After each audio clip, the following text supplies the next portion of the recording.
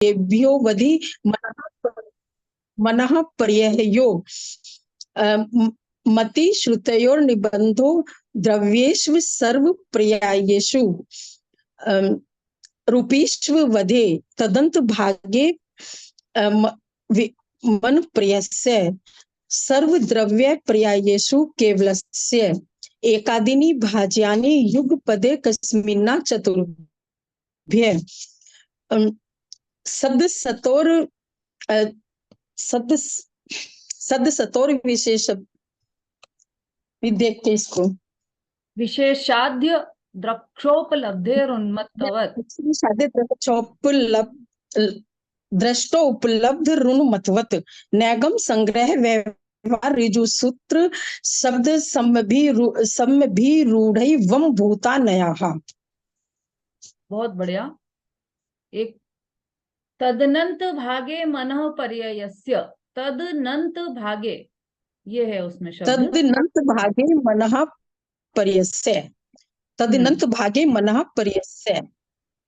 और सत्सतोर विशेषाद्य द्रक्षोपलब्धे रुन्मत्तवत्, वो भूल गई थी ना, वो तो उसको पूरा ही खत्म हो गया उसके दिमाग से कि क्या था वो। ठीक है, ठीक, चलिए, बहुत बढ़िया। मंगलाचरण। नमो अरिहंताणम, नमो सिद्धाणम, नमो आहिरियाणम, नमो वर्षायाणम, नमो लोये सवसागुणम, मोक्ष मार्गस्य नेतारं हेतारं कर्म तत्त्वानां वन्दे तद्गुणलब्धये।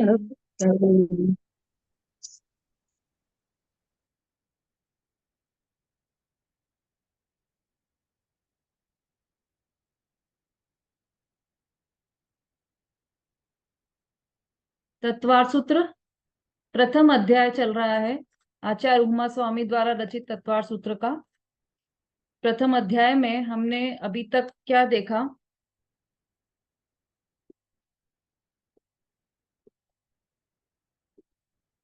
बहुत ही सुंदर चर्चा इस प्रथम अध्याय में आई है, और चूंकि 7 तत्व और रत्नत्रय, इन पदार्थों को हम कैसे जाने, इसकी चर्चा 6वें सूत्र से प्रारंभ हुई।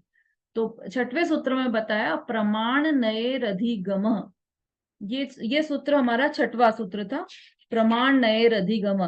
तो प्रमाण में क्या क्या है, तो प्रमाण में ये बताया, फिर प्रमाण नये रधिगम, उसके बाद फिर प्रमाण ज्ञान कौन से है, तो सम्यक ज्ञान प्रमाण है। सम्यक ज्ञान प्रमाण में कौन कौन से बताया? मति श्रुतावधि मन परे केवलानी ज्ञानम, ये 5 ज्ञान प्रमाण है, क्योंकि ये 5 सम्यक ज्ञान है। अब प्रमाण की चर्चा 6वें सूत्र से लेकर 30वें सूत्र तक, 30th सूत्र तक चल चुकी है। मतलब टोटल 20 सूत्र प्रमाण की चर्चा के बारे में किए हैं।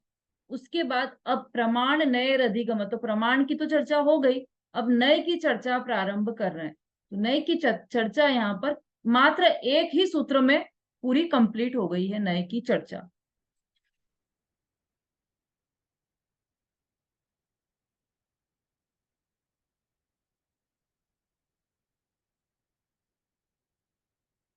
देखो, ये अपनी ये बात भी आ चुकी है ना, कहाँ पर आई है ये?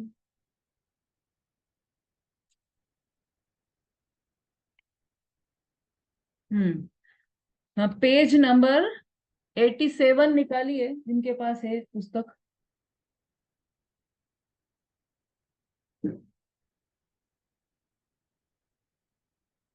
बत्तीसवां सूत्र, उसकी जो टीका है उसका पहला पॉइंट पढ़िए।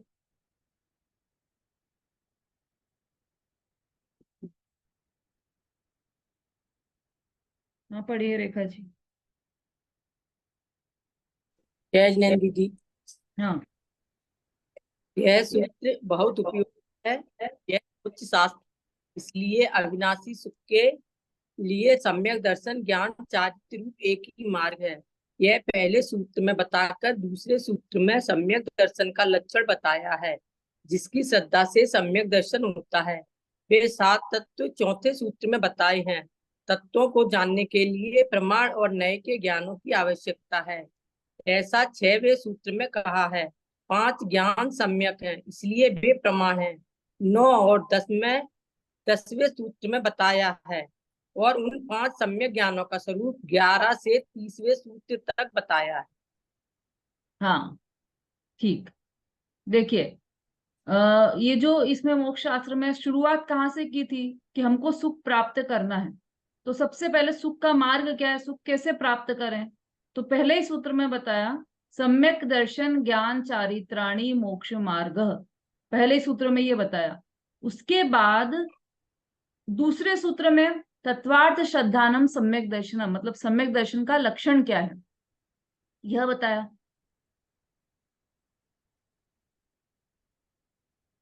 फिर चौथे सूत्र में बताया 7 तत्व कौन से हैं जिनके श्रद्धान से सम्यक दर्शन होता है, तत्वार्थ श्रद्धानम सम्यक दर्शनम। तो अब ये तत्व कौन से हैं, तो तत्व बताया चौथे सूत्र में। और उसके बाद छठे सूत्र में बताया प्रमाण नए अधिगम, मतलब इन तत्वों को यदि हमें जानना है तो कैसे जाने, तो उसके लिए प्रमाण और नए की आवश्यकता है, ऐसा बताया। फिर उसके बाद 9वें 10वें सूत्र में 5 ज्ञान सम्यक है और वे प्रमाण है, ऐसा बताया। मति श्रुतावधि मन परे केवलानी ज्ञानम तत्प्रमाणे, ये 9वां और 10वां सूत्र था। तो इसमें ये दोनों बताया, मतलब उसके बाद तत्प्रमाण है, उसके बाद आद्य परोक्षम प्रत्यक्षम मन्यत, ये सब करके फिर 11वें सूत्र से 30वें सूत्र तक मति ज्ञान, श्रुत ज्ञान, अवधि ज्ञान, मन परे ज्ञान और केवल ज्ञान, इन सब 5 ही ज्ञानों की चर्चा चलती रही। अपन ने करी डिटेल में एक एक के कि मति ज्ञान क्या होता है, श्रुत ज्ञान के कितने भेद हैं, 336 भेद भी किए हमने मति ज्ञान के, वो भी सबने सीख लिए। श्रुत ज्ञान के कितने भेद है ये भी सबको पता है। अवधि ज्ञान क्या होता है, वो कैसे जानता है, मन परे ज्ञान का विषय क्या है, फिर केवल ज्ञान क्या होता है, तो सर्व द्रव्य पर्यायेषु केवलस्य, ये उसका विषय है। इस तरह से लेकर 11वें से लेकर 30वें सूत्र तक हमने प्रमाण की ही चर्चा की, प्रमाण के ज्ञानों की चर्चा की। अब ये सब तो हो गया प्रमाण से ऐसे जान सकते हैं। अब बता रहे हैं यहाँ पर कि नए से कैसे जान सकते हैं वस्तु को, इसकी चर्चा अब यहाँ पर 32वें सूत्र में हमारी 33वें सूत्र में प्रारंभ हो रही है।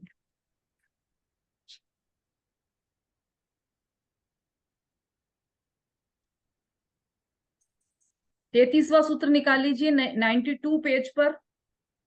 प्रमाण का स्वरूप कहा गया, अब श्रुत ज्ञान के अंश रूप नए का स्वरूप कहते हैं। तो जिन सूत्रों के नाम अभी मैंने लिए हैं वो नंबर से कोई बता सकता है कौन कौन से सूत्र हैं? जैसे नंबर है पहला सूत्र, तो पहला सूत्र क्या है, मतलब नंबर से सूत्र किसको याद है पूरे, मतलब केवल पहला ही नहीं, मैं अभी जो जो नंबर बोलूंगी उस नंबर से सूत्र। संगीता जी।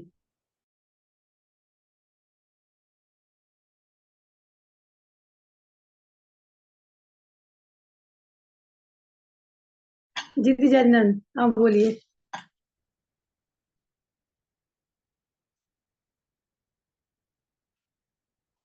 दीदी आप म्यूट हो गई हो। हाँ संगीता जी, पहला सूत्र बोलिए। सम्यक दर्शन ज्ञान चारित्राणी मोक्ष मार्ग। फिर इसका लक्षण जिस सूत्र में बताया है वो बोलिए। लक्षण तीन चीजें सत्य बोलते हैं, सम्यक दर्शन ज्ञान और चारित्र। और इसमें जो पहला है सम्यक दर्शन, उसका लक्षण जिस सूत्र में बताया गया है वो बोलिए सूत्र। दीदी सत्य द्रव्य लक्षणम। नहीं, अभी कहाँ आया ये, अभी तत्वार सूत्र में अपने को कहाँ आया अभी तक ये सूत्र। अभी तक तो नहीं है। तो फिर सम्य दूसरा सूत्र सम्यक बोलिए। दर्शन, दूसरा वाला हम्म। तत्व श्रद्धानम सम्यक दर्शनम। हाँ, ये क्या है, ये यही तो है सम्यक दर्शन का लक्षण, हाँ, तत्वार। सात तत्वों का सही श्रद्धान। अब ये जो तत्वार श्रद्धान सम्यक दर्शनम बोला, ये तत्व कौन से है, इसका सूत्र बोलिए। नये दिगम नई नैर्दिगम, यार भूल गया, कौन सा दीदी था? तो सिद्धारम,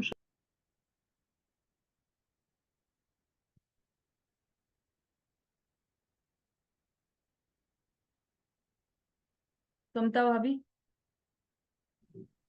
जीवा जीवा अत्र पंथ सम्मर निग्रह उच्छ्वास तत्तम। ठीक है, बहुत बढ़िया। अब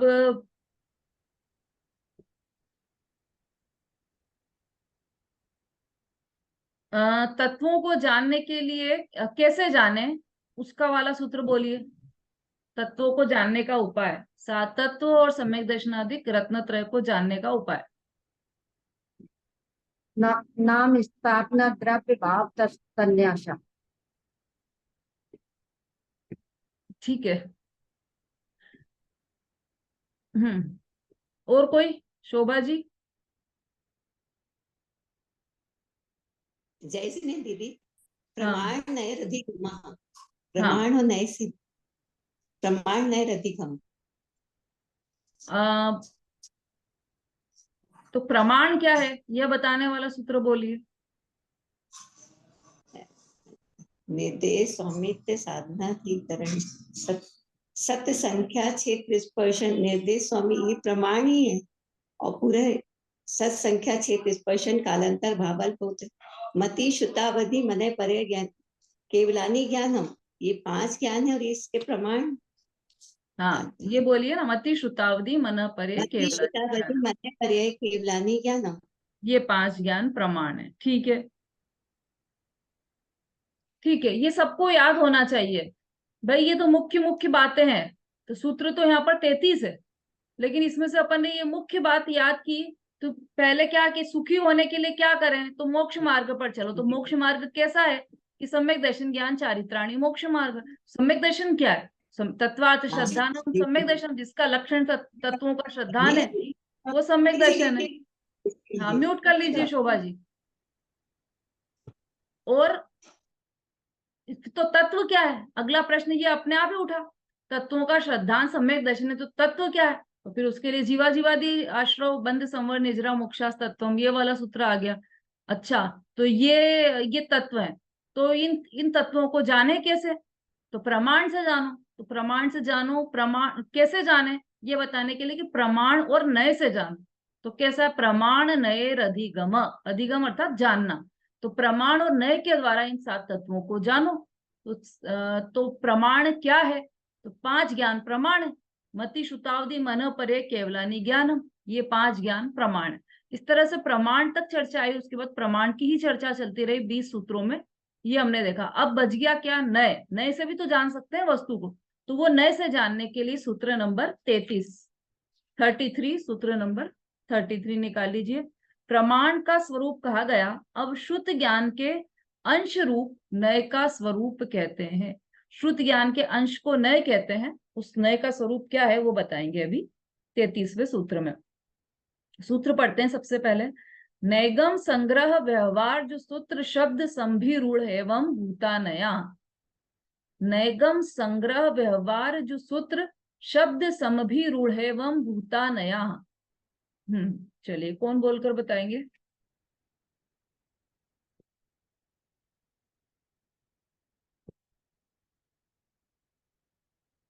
हाँ, रेणु जी। दीदी जी अजनेन्द्र। हाँ जी। नैगम संग्रह व्यवहार ऋजु सूत्र शब्द समभिरूढ़ भूतानया। फिर से बोलिए। नैगम संग्रह व्यवहार ऋजु सूत्र शब्द समभिरूढ़ भूतानया।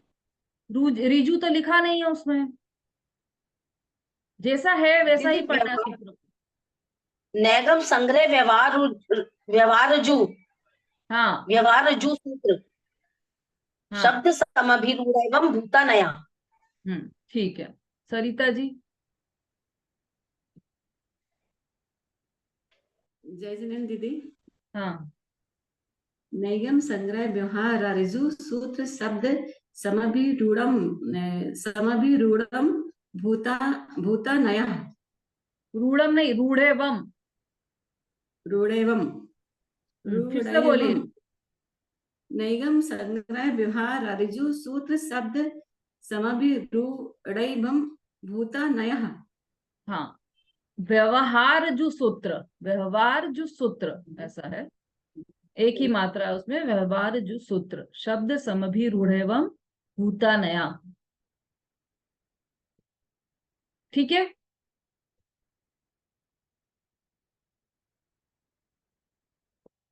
आ गया सबको? बोलना एक बार पुनः पढ़ देते हैं यहां से सबकी तरफ से। नैगम संग्रह व्यवहार जो सूत्र शब्द समभिरूढ़ैवम भूता नया। सूत्र का अर्थ संधि विच्छेद यदि हम करके बोले, मतलब संधि विच्छेद यदि करें तो उसके नए नए शब्द निकलेंगे, लेकिन हमें सूत्र बोलना है तो जैसा सूत्र लिखा है बिल्कुल वैसा का वैसा ही बोलना है। हो सकता है उसमें से कई अर्थ अलग अलग निकल रहे हो शब्द, लेकिन हमें वो बोलना नहीं है।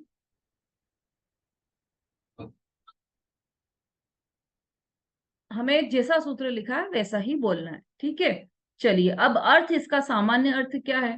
तो नेगम संग्रह व्यवहार ऋजु सूत्र। देखो ये तो शब्द इसी में से निकल रहे हैं, नैगम संग्रह व्यवहार, इतने तो 3 शब्द तो इसी में से निकल रहे हैं। अब ये जू है उसके ऊपर र बना हुआ है, तो री ऋषि वाला ऋजु, ऋजु सूत्र, ये इसका पूरा शब्द है। ऋजु सूत्र शब्द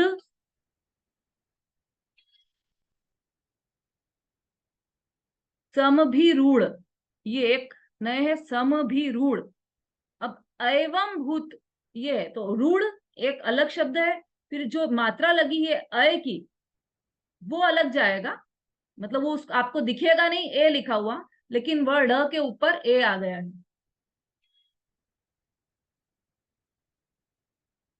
हेलो,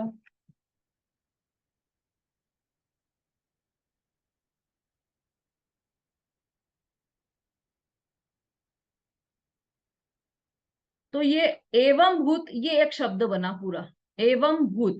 रूढ़ एवं, तो रूढ़ अलग हो गया और एवं भूत अलग हो गया। नया, ये नए है, तो ये नए शब्द सभी में लगेगा। नेगम नए, संग्रह नए, व्यवहार नए, ऋजु सूत्र नए, शब्द नए, संभिरूढ़ नए, एवं भूत नए, यह 7 नए हैं। ठीक है, ये नए। अब नए कहते किसे हैं? तो देखो इसमें भी लिखा हुआ है,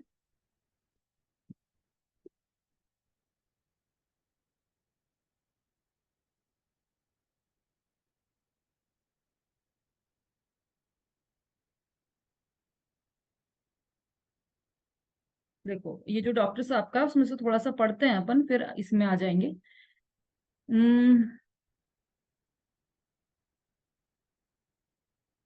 जिस प्रकार सम्यक ज्ञान प्रमाण और मिथ्या ज्ञान प्रमाणाभास रूप होते हैं, ये हमने पढ़ा था, है ना, प्रमाण और प्रमाणाभास। तो जब मति श्रुताव धयो विपर्याश्य, ये वाला सूत्र जब हम पढ़ रहे थे तब हमने ये जाना था कि जो 5 ज्ञान है वो तो प्रमाण है, जो 5 सम्यक ज्ञान है वो तो प्रमाण है, और उनके जो विपरीत है, जो मिथ्या ज्ञान है, तो कौन कौन से, कितने ज्ञान मिथ्या ज्ञान है?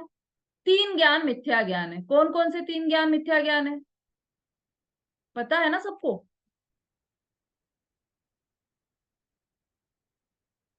हाँ अभिलाषा जी बोलिए। जय जिनेन्द्र दीदी, मति ज्ञान, श्रुत ज्ञान और अवधि ज्ञान। हाँ, और मन पर्य ज्ञान? नहीं, मन पर्य ज्ञान नहीं है, इसका क्यों? पक्का नहीं मालूम दीदी, अच्छा, क्योंकि ये रीति नियम को होता ना। चलिए ठीक है, उत्तर सही है आपका। 3 ज्ञान विपरीत ज्ञान भी हो सकते हैं, तो कौन कौन से? मति ज्ञान, श्रुत ज्ञान और अवधि ज्ञान। मति श्रुतावधयो विपर्याश्च। अच्छा, हाँ विमलेश जी अच्छा बता दिया आपने नहीं तो ये सब बंद ही रहता।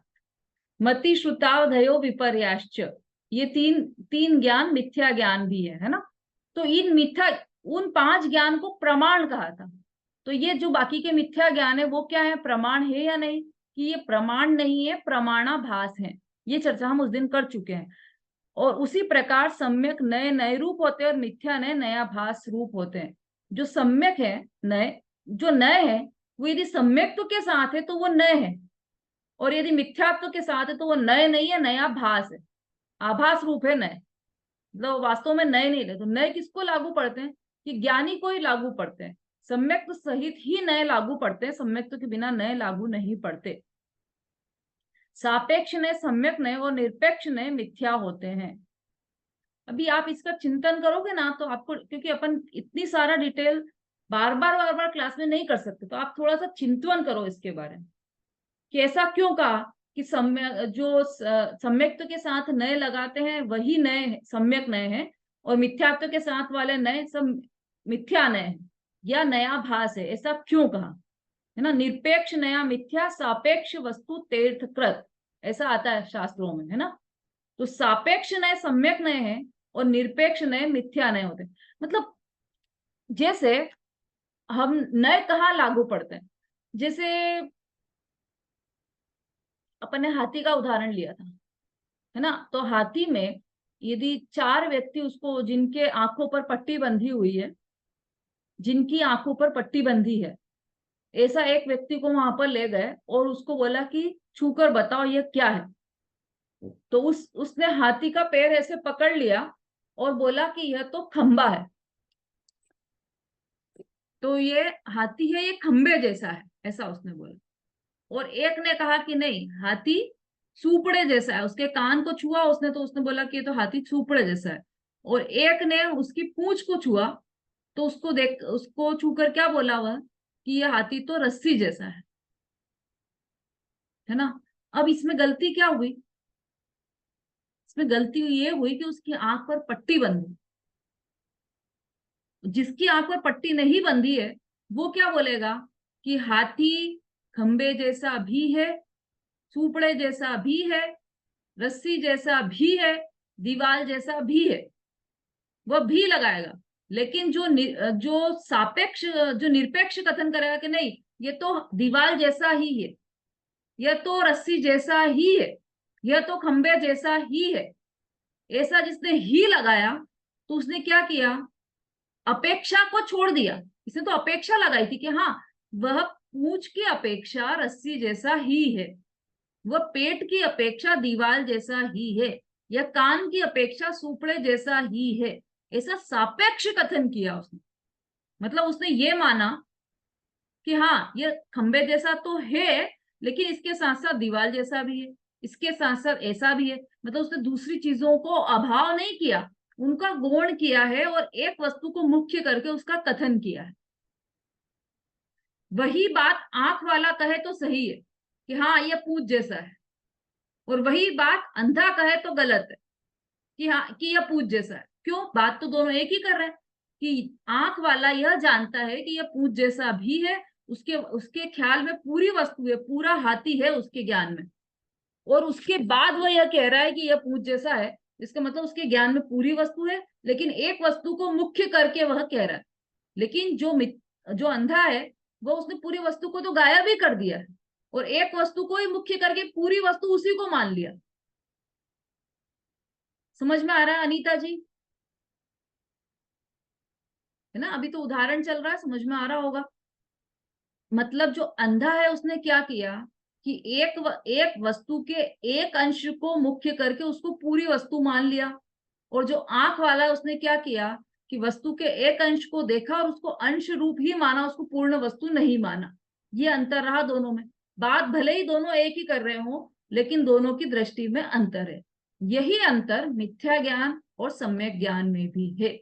यहाँ पर क्या बताया कि जो सम्यक नय है वह सापेक्ष है, और जो मिथ्या नय है वो निरपेक्ष है। तो मिथ्या दृष्टि जीव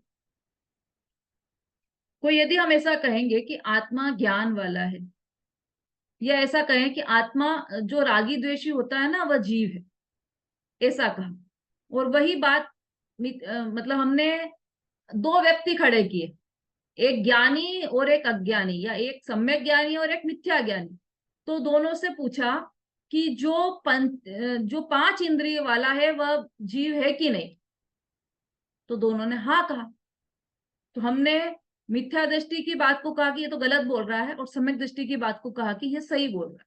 तो जब दोनों ने एक ही बात बोली है तो एक गलत और एक सही कैसे हो सकता है? कि हाँ, दोनों ने एक ही बात बोली है लेकिन फिर भी एक गलत है और एक पूरी तरह से सही है। क्यों है? क्योंकि वह जिसने बोला कि जिस मिथ्या दृष्टि जीव ने यह बोला कि जो पंचेंद्रिय वह जीव है, वह उसने पूरी तरह से यह माना कि जो 5 इंद्रियों वाला है वह जीव है।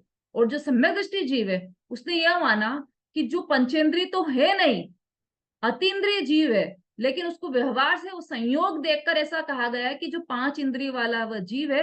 इस अपेक्षा से इनका यह कहना सही है कि पंचेंद्रिय वह जीव। इतना सम्यक ज्ञानी ने अपने आप समझ लिया।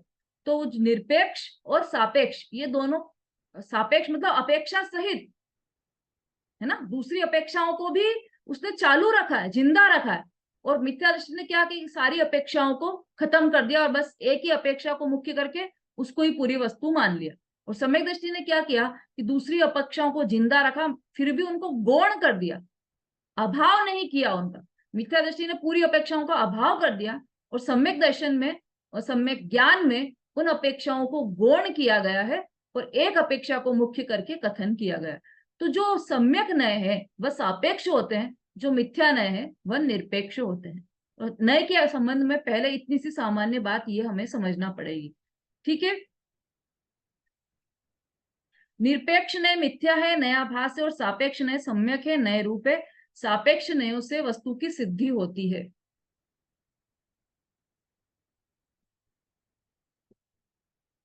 हाँ, इधर से समझ में आ रहा है सबको? कठिन तो नहीं हो रहा? संगीता जी, समझ में आ रहा है? शशि जी, सरिता जी, अनीता जी, सुलोचना जी, ममता जी, बराबर समझ में आ रहा हो तो बोलिए, नहीं समझ में आ रहा हो तो प्रश्न पूछ सकते हैं। सरिता जी बोलिए। दीदी नए की आप अपने हिसाब से परिभाषा लिखवा दीजिए, और इसके माने इस वाले सूत्र की थोड़ी नोट्स लिख लेते हैं। ठीक है, अभी आने वाली है। बहुत सारी परिभाषा है, नहीं की एक परिभाषा नहीं है, बहुत सारी परिभाषा है, पर वो सब अभी बताने वाले हैं आपको। देखिए, जिनागम में मूल नयों की चर्चा द्रव्यार्थिक, पर्यायार्थिक और निश्चय व्यवहार नयों के रूप में प्राप्त होती है। हमने नयों के नाम सुने हैं, तो निश्चय नय, व्यवहार नय, द्रव्यार्थिक नय, पर्यायार्थिक नय। पर यहाँ पर तत्वार्थ सूत्र में ये 7 नयों की चर्चा है ना। यहाँ पर यही चर्चा प्राप्त होती है। अभी इसमें भी द्रव्यार्थिक और पर्यायार्थिक नय लग जाएंगे। वो किस तरह से लगेंगे वो अभी आने वाला है। और प्रवचन सार के परिशिष्ट में तो 47 नयों की चर्चा की गई। आप सबने यदि पढ़ा होगा प्रवचन सार, तो उसके अंतिम में 47 नयों की चर्चा आई। तो इस तरह से नए तो अनंत हो सकते हैं, जितने वस्तु के एंगल हैं उतने नए हो सकते हैं, जितने कथन हैं उतने नए हो सकते हैं। तो यहाँ पर ये 7 नयों की चर्चा की गई है। तो नयों की चर्चा बहुत डिटेल में यदि आपको जानना हो तो डॉक्टर साहब की एक पुस्तक है परम भाव प्रकाशक नए चक्र, उसमें सारे ही नयों की चर्चा है। द्रव्यार्थिक नय, पर्यायार्थिक नय, निश्चय नय, व्यवहार नय, और ये निगम संग्रह वाले 7 नय, फिर 47 नय, सब नयों की चर्चा उसमें बहुत डिटेल में दी गई है। तो अभी तो हम यहाँ पर तत्वार सूत्र में 7 नयों की ही चर्चा करने वाले हैं, ठीक है। अब देखो, नयों की परिभाषा लिखने से पहले नय क्या है, और उसके पहले भी नए समझने से पहले भी वस्तु क्या है वो हम समझ लेते हैं। तो जो वस्तु है, अपन जो हमारा अष्टमी चतुर्दशी को क्लास चलती है ना अपनी जैन सिद्धांत प्रवेशिका की, उसमें तो बहुत ज्यादा अपन ने ये समझ लिया है। जो लोग उसमें आते हैं वो सब समझ चुके होंगे कि जो वस्तु है वह अनेकांत स्वरूप है। अब अनेकांत शब्द का क्या अर्थ है कि अनेक प्लस अंत। तो अनेक का अर्थ है अनंत और अंत का अर्थ है धर्म। तो जो अनंत धर्मात्मक जो वस्तु है वह अनंत धर्म वाली, एक ही वस्तु में अनेक धर्म पाए जाते हैं, तो इसलिए वस्तु अनेकांतात्मक है। इसका उदाहरण भी दिया था पहले, जब हमारी छड़ाला चली थी तब हमने अनेकांत वस्तु क्या है वह भी समझा था। तो अनेकांतात्मक वस्तु अर्थात जो वस्तु है एक ही वस्तु, वस्तु कितनी है पहले तो ये समझ में आना चाहिए, वस्तु कितनी है भाई? अनंत अनंत अनंत अनंत है। हाँ, जिनके वस्तु ओपन है अनंत माइक को म्यूट कर लीजिए। अनंत वस्तु है। वंदना जी बोलिए। अनंत है।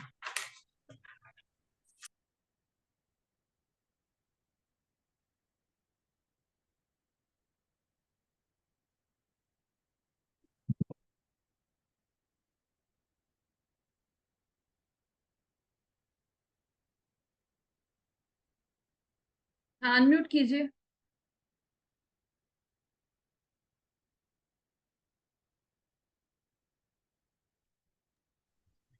जयश्री दीदी, हाँ वस्तु जी, तो अनेक है। कौन कौन सी?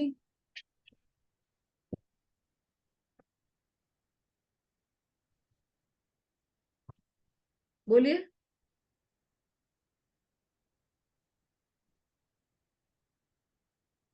और कहाँ पर है वो वस्तुएं? आ रही है आवाज? जी दीदी, हाँ, वस्तु कौन कौन सी है, कहाँ पर है? सब जगह ही है वस्तु तो। तो कुछ के नाम बताइए।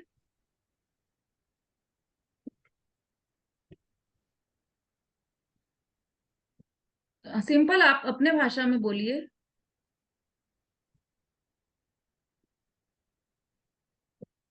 जैसे कि चेयर है, टेबल है, साइकिल है, गाड़ी है, संसारिक जो सुविधाओं की चीज है अपने सुखों की, वो सारी वस्तु ही है। बहुत सुविधा बढ़िया, की चीज। बहुत बढ़िया। नमिता जी बोलिए। आपने बताया था कि जातीय रूप से 6 द्रव्य और तत्व भी वस्तु में ही आते हैं।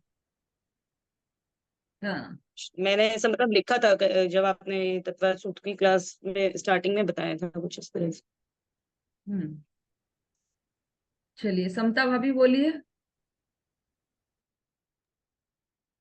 वस्तु मतलब एक है, अनेक है, नित्य है, अनित्य है। एक वस्तु में अनेक धर्म भी है। वस्तु कितनी है, बस इतना पूछा है मैंने। और वस्तु तो कौन सी है? एक नाम ही। जैसा भी वंदना जी ने नाम बताया ना, ऐसे नाम यदि आपको याद हो तो बोलिए आप भी।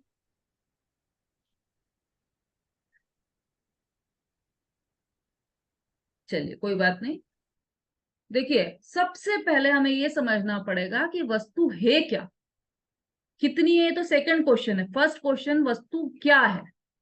तो जिन्होंने जैन सिद्धांत प्रवेशिका पढ़ी है वो तो सब जानते होंगे वस्तु क्या है। वस्तु शब्द कहाँ से बना है? वस्तुत्व गुण से वस्तु शब्द बना है।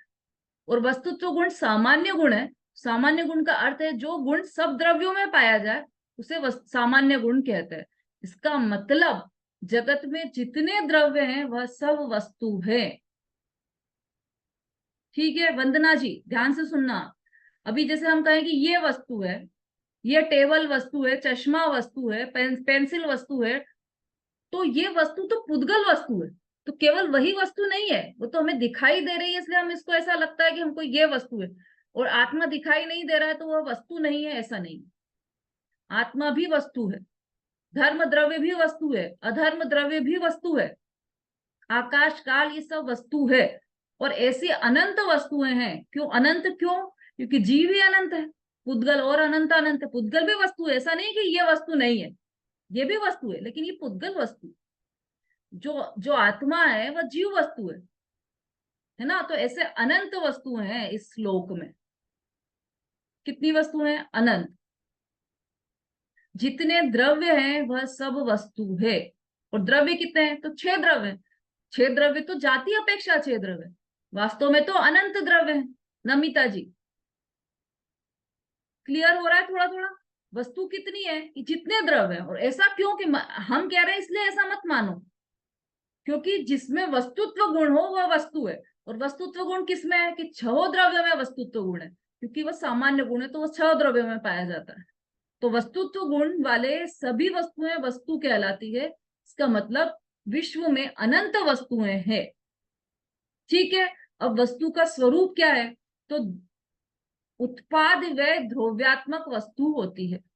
वस्तु में द्रव्य गुण पर्यायात्मक वस्तु होती है। प्रत्येक वस्तु में द्रव्य भी होता है, गुण भी होते हैं और पर्यायें भी होती हैं। ठीक है, थोड़ा आराम आराम से समझना है अपन, ताकि फिर एकदम फास्ट ले लेंगे नयों को अपन। पर जिसका जो बेस है पहले वो मजबूत कर लीजिए आप। तो वस्तु क्या है पहले तो ये समझ गए हम। तो ये अभी एक वस्तु है ना, यह भी एक वस्तु। तो हम इसी को उदाहरण लेकर चलते हैं। तो ये एक वस्तु है, इस वस्तु में द्रव्य भी है, गुण भी है और पर्याय भी है। वास्तव में तो ये एक वस्तु नहीं है, इसमें तो अनंत वस्तुएं आ गई, क्योंकि अनंत पुद्गल परमाणुओं का एक पिंड है, ये स्कंद है ना, तो अनंत वस्तुएं हैं इसमें। तो पर हम उदाहरण के रूप में ले रहे हैं इसको, एक परमाणु मानकर चलो। तो इसमें द्रव्य भी है, गुण भी है और पर्याय भी है। तो द्रव्य क्या करता है, गुण क्या करता है, पर्याय क्या करती है? तो पर्याय तो हमेशा जो हमेशा बदलती रहे, प्रति समय बदलती रहे, वह कहलाती है पर्याय। और जो गुण और द्रव्य है वह बदलते नहीं है, हमेशा एक जैसे ही रहते हैं, हमेशा वही के वही रहते हैं, वो गुण है। तो इसमें कितने सारे गुण है? इसका ब्लैक कलर इसका गुण है, इसका जो शेप है वो इसका गुण है ना, इसका जो टेस्ट है वो इसका गुण है, स्पर्श रस गंध वर्ण सब इसमें ऐसे अनंत गुण भरे पड़े।